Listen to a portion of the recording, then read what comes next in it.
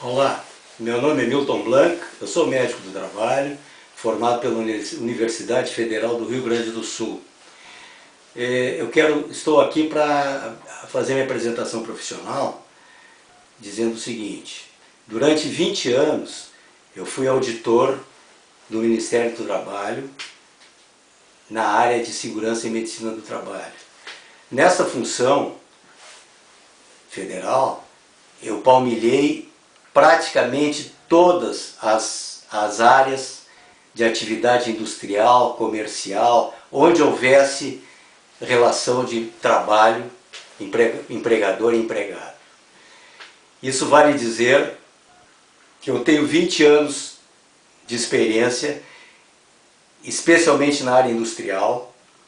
São 20 anos de chão de fábrica, fazendo auditoria de toda a área de segurança e medicina do trabalho dessas indústrias e áreas de transformação, tanto na área realmente operacional, maquinário, como também na parte de documentação. Tudo visando a conformidade com a legislação vigente, que nós sabemos que, em função dos acordos internacionais que o Brasil fez em 78, foram criadas as normas regulamentadoras de segurança e medicina do trabalho, que são vinculadas à consolidação das leis do trabalho. Então essas normas têm peso e valor de lei no Brasil. Tá? E nós sabemos o seguinte, que todo mundo hoje em dia se preocupa com o aspecto qualidade, ou seja, na medida que os consumidores se tornam mais exigentes, tanto nacionalmente como internacionalmente, as empresas têm que se adequar aos estándares, aos padrões internacionais. Vale dizer, basicamente, as ISO. Né? Então, especialmente há muitos anos já, a ISO 9001 vinculada à qualidade de produto, e posteriormente, mais tardiamente, mas já faz alguns anos também, a ISO 14001, que é dirigida ao meio ambiente. Então tudo isso decorre de uma conscientização da população, basicamente consumidora, que em função disso pressiona a área de manufatura e comércio a se adequar a esses parâmetros. Tá? Bom, na área de segurança e saúde, até hoje não foi criado um padrão, digamos assim, internacional da ISO, né? Que nos moldes da 9001 e da 14001. Existe isso sim, derivado do padrão britânico, da BS 8800, uma norma chamada da OSAS 18001, que é mais a título de recomendação internacional. Nunca houve ainda o peso de uma norma de qualidade. Embora seja. Vale dizer que tardiamente, mas antes tarde do que nunca, essa norma 18001 está sendo estudada já há alguns anos, desde 2009 basicamente, pela ISO, no sentido de incorporá-la às suas normas padrões de qualidade. E isso certamente acontecerá. Isso está planejado já para dezembro de 2017, ou seja, daqui a um ano. Então a norma 18001 será uma ISO, provavelmente com esse mesmo número, não sei que outro número possa ter, mas não importa. Então segurança e medicina do trabalho passará a ter peso de norma internacional, de padrão, de qualidade. Dito isso, nós vamos dar uma ventilada de como é que se processa essas normas de qualidade, esses padrões de qualidade, da ISO basicamente, que é o que todo mundo se preocupa e ocupa, e vocês certamente já sabem de tudo isso, porque já é praticado há muitos anos, com todas as empresas de porte maior ou menor, mas que tenham algum compromisso com um consumidor mais exigente, ou inclusive com exportação, que também basicamente é isso, se preocupar com a qualidade do consumidor. Então, vocês já estão sabendo como é que a coisa funciona em relação à qualidade de produto e qualidade de meio ambiente. Ou seja, tudo se baseia naquele ciclo de Deming. E o ciclo de Deming termina com uma coisa chamada melhoria contínua. A melhoria contínua se baseia no seguinte: as pessoas que estudam comportamento humano já viram que o cérebro, como ele consome 20% da energia gerada pelo nosso corpo, só o cérebro consome 1/5 de toda a energia do corpo. O cérebro, ao longo da sua evolução, não fomos nós que fizemos isso, a evolução fez isso, o cérebro, ao longo de toda a sua evolução, ele criou métodos de economia de energia. Então, o que acontece é o seguinte, isso é muito útil para nós, é que nós gastamos mais energia quando nós estamos apreendendo algum ambiente ou alguma situação nova. Aí a gente atenta a todos os detalhes e formata uma ideia, uma imagem, o cérebro formata uma imagem global. A partir daí, sempre que nós repetirmos aquela experiência, o cérebro não gasta toda a energia que ele gastou na primeira vez, olhando todos, atentando para todos os detalhes. Ele foca no ponto que no momento nos interessa e o resto, entre aspas, o resto o cérebro fabrica uma história baseado na sua experiência anterior. Então o cérebro nos mente, é mais ou menos isso. Então a gente está vendo e pensa que está vendo, mas na verdade não está. A gente está tendo uma memória, a gente está vendo o que está focado. E o cérebro então está criando uma imagem mental que para ele não custa muito em termos de energia, porque não existe processamento, basicamente. Então, tudo satisfeito. Tudo isso é muito bom, muito ótimo, só que isso aí, especialmente quando envolve segurança, gera algumas armadilhas. As armadilhas são quase que óbvias, a gente já consegue deduzir.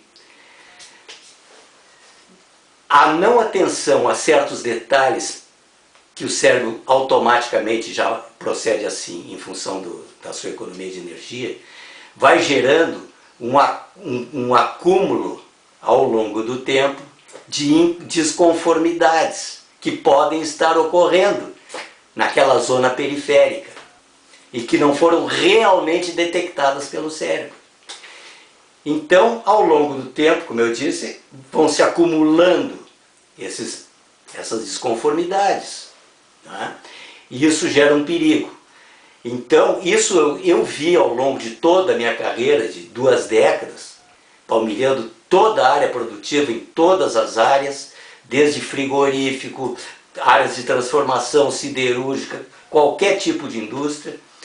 O que eu vi é o seguinte: feita a auditoria, feito tudo adequado, os pontos corretos que tem que ser arrumados aqui, aqui e ali.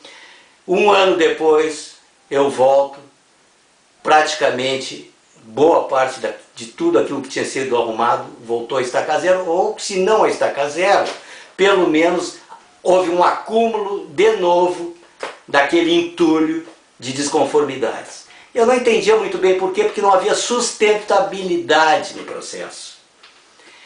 Hoje eu entendo, baseado no ciclo de Deming, que é usado para as normas de qualidade.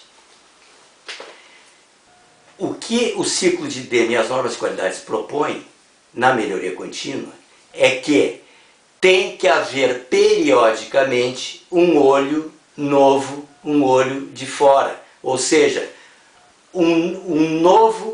uma reprise do olhar global, atento, que as pessoas tiveram na primeira vez e que já estão acostumadas e não tem mais. Então, isso é o fulcro e é o ponto da auditoria externa. Ou seja, para qualquer norma de qualidade, se a empresa quiser ter qualidade de produto, de meio ambiente e de segurança e medicina do trabalho, se quiser adequar a qualidade, tem que ter o elemento auditoria externa independente periódica, que não precisa ser mais do que anual, talvez semestral em alguns casos, mas no mínimo anual. E aí, o que é feito nessas auditorias? Que é o que eu faço e me proponho a fazer, e é o que eu sempre fiz, e é o que eu dediquei a minha carreira toda. Nessas auditorias, a gente faz um levantamento muito aprofundado da documentação e dos registros que são necessários e têm que existir. E também um levantamento da área física, da planta, maquinário, condições de maquinário, medidas de segurança e tudo o mais, tá?